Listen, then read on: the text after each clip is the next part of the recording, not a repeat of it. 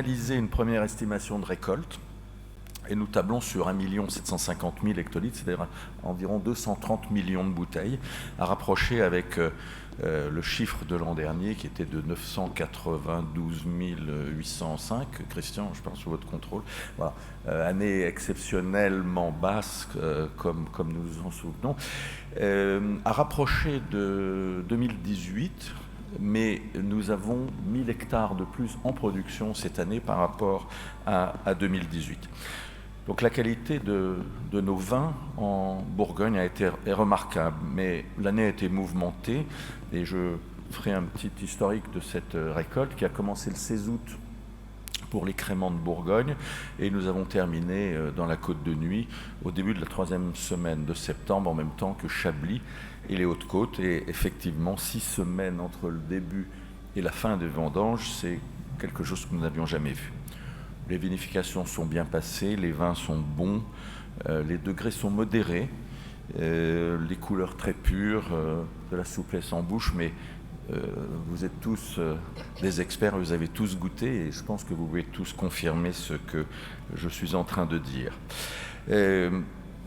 Malgré ces bonnes nouvelles, nous sommes préoccupés bien évidemment par l'évolution du climat et nous avons décidé de travailler collectivement à un projet de neutralisation carbone de la filière de nos vins pour l'atteindre dès 2035.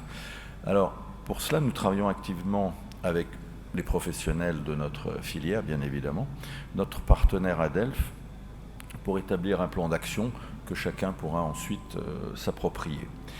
Notre objectif, c'est 60% de réduction de nos émissions de carbone pour arriver à un seuil incompressible. Et pour les 40%, nous prévoyons des actions de contribution à cette neutralisation. Ce plan d'action sera acté lors de notre prochaine Assemblée générale de l'été 2023. Quelque chose de très important pour nous, c'est l'ouverture de la Cité des vins de Bourgogne sur ces 3 sites, Chablis, Beaune, Mâcon. Et Alain l'a annoncé plus tôt, le quartier de la Cité des climats et des vins de Beaune sera inauguré mardi 22 à 11h. Pour ce qui nous concerne, après des années de réflexion, de conception et de très nombreux mois de travaux avec les problèmes d'approvisionnement que nous savons, la cité ouvrira au printemps 2023 dans les 3 villes. Ce projet que nous avons, nous, professionnels bourguignons, initiés et soutenu par l'ensemble des collectivités, ainsi que par de nombreux mécènes privés. Il a pour objectif de transmettre le patrimoine viticole de notre région au plus grand nombre. Ce patrimoine millénaire reconnu partout comme étant un modèle, le modèle exclusif de la viticulture de terroir.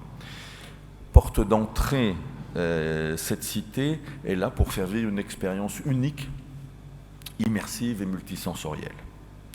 Je peux compléter en disant que les travaux de gros œuvres sont terminés, que les bâtiments de Chablis seront ouverts vraisemblablement au tout début du printemps et que Beaune vers la mi-mai.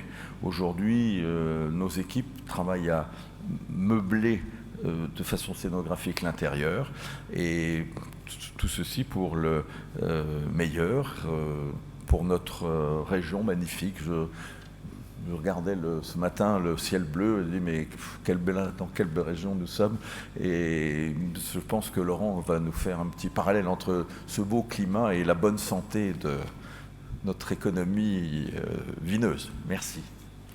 Merci, monsieur le maire.